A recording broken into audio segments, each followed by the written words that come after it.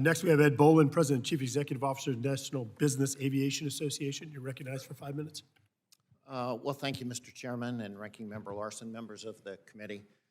I think it's been stated today that the U.S., since the Wright brothers, has been the world leader in all aspects of aviation.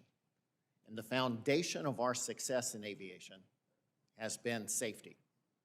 Working together, legislators, regulators, and industry, we've made aviation the safest mode of transportation.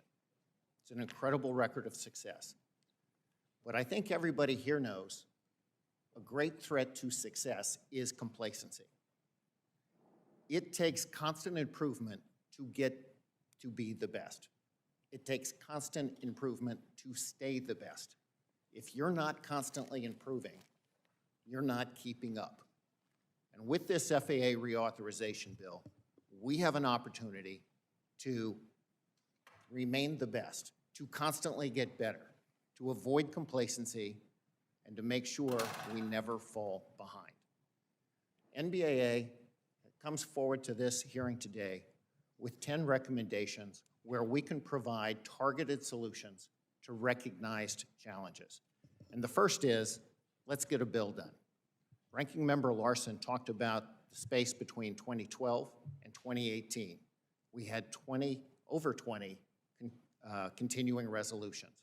CRs don't help us constantly improve.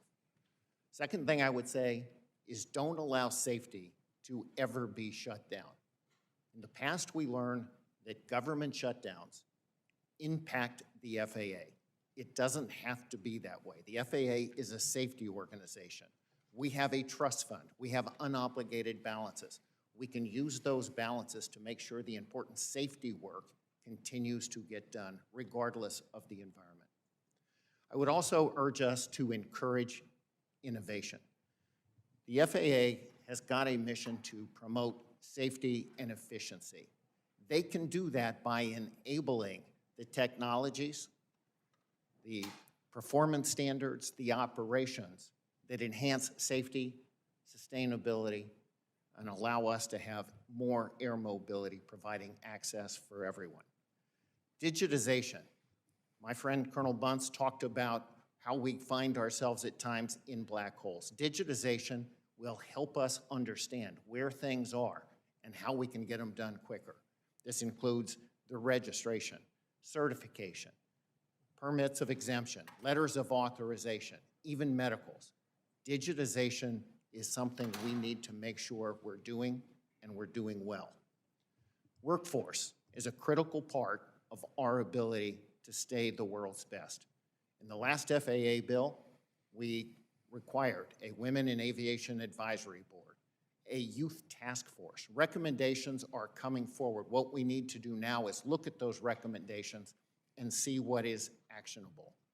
We need to attract and develop and retain the best and the brightest. That means looking to new places, finding underrepresented communities, and allowing them to populate our industry, our workforce, and the FAA itself. We also need to focus on ensuring privacy for people who are on general aviation aircraft. We know as recently as yesterday, the DOT talked about the danger to security when people have real-time information where specific individuals are. We need to focus on SMS. A new notice of proposed rulemaking has been issued. SMS is a remarkable safety tool, but it has to be done right. The tool has to be sized for the job. You can't use a saw when you need a scalpel. We need to get the NOTAMs right. We've talked about it today. This is something that we've been working on for a very long time, but in a world where there's a lot of data available, we've got to condense it to information and make sure it is always out there. We need to also address the 5G issue that we have been working on so hard. We've got to make sure that we've got alternative means of compliance or radar altimeter set for GA airports and make sure we're able to do that. And finally, we need to continue to work together. Congress, the FAA, and industry. Where we have seen dramatic advancements is when we share our information, when we collaborate. In the commercial world through CAST, and in the general aviation world through our joint steering committees. Together, we can ensure we remain the gold standard.